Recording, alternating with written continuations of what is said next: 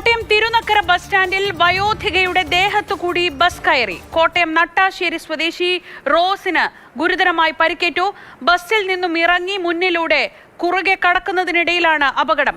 ഗുരുതരമായി പരിക്കേറ്റ റോസിനെ കോട്ടയം മെഡിക്കൽ കോളേജിൽ പ്രവേശിപ്പിച്ചു.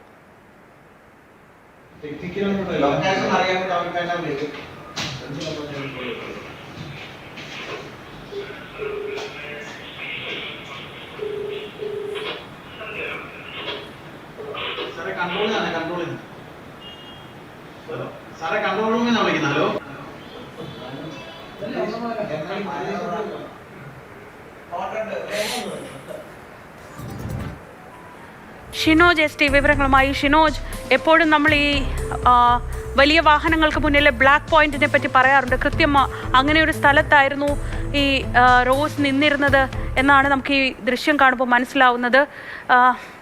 അവരുടെ ആരോഗ്യസ്ഥിതി എങ്ങനെയുണ്ട്? എപ്പോഴായിരുന്നു ഈ അപകടം? ശ്രീജ, ഇന്ന് രാവിലെ 9:30 കൂടിയാണ് ഈ അപകടം നടക്കുന്നത്. തിരുനക്കര ബസ് സ്റ്റാൻഡിനുള്ളിൽ വെച്ചാണ് ഇത്തരത്തിൽ ഈ അപകടം ഉണ്ടാകുന്നത്.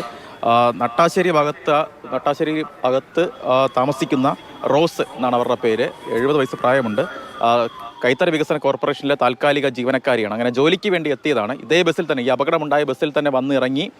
അതിനുശേഷം ഈ ബസ്സിന് മുന്നിലൂടെ റോഡ് മുറിച്ച് കടക്കുന്നതിനിടയിലാണ് ഈ അപകടം ഉണ്ടാകുന്നത്. ഈ റോസ് മുന്നിൽ നിൽക്കുന്നത് ഡ്രൈവർ കാണാതെ ബസ് മുന്നോട്ടെടുക്കുകയായിരുന്നു.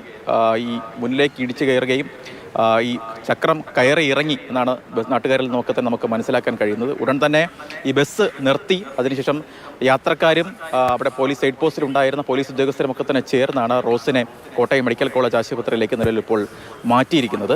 അവരുടെ ആരോഗ്യനില ഗുരുതരമാണ് എന്നാണ് മെഡിക്കൽ കോളേജ് ആശുപത്രിയിൽ നിന്നൊക്കെ നമുക്ക് അറിയാൻ കഴിയുന്നത്. റോസ് എന്നാണ് പേര്. താൽക്കാലിക ജീവനക്കാരിയാണ്. അങ്ങനെ ജോലിക്ക് വേണ്ടി എത്തിയ സമയത്താണ് ഇത്തരത്തിൽ ഈ അപകടം ഇപ്പോൾ ഉണ്ടായിരിക്കുന്നത്. ശരി, ഷിനോജ് എസ് ടി ആണ് വിവരങ്ങൾ നൽകിയത്. കോട്ടയം തിരുനക്കര ബസ് സ്റ്റാൻഡിൽ നിന്നുള്ള ദൃശ്യങ്ങളാണ്. അതിദാരുണമായ ഒരു സംഭവമാണ്. അവർ തൊട്ടു പിറകിൽ ആ ബസ് വരുന്നത് അവരും കണ്ടിട്ടില്ല. ബസ്സിന് മുന്നിൽ അവർ നിൽക്കുന്ന ബസ് ഡ്രൈവറും കണ്ടില്ല.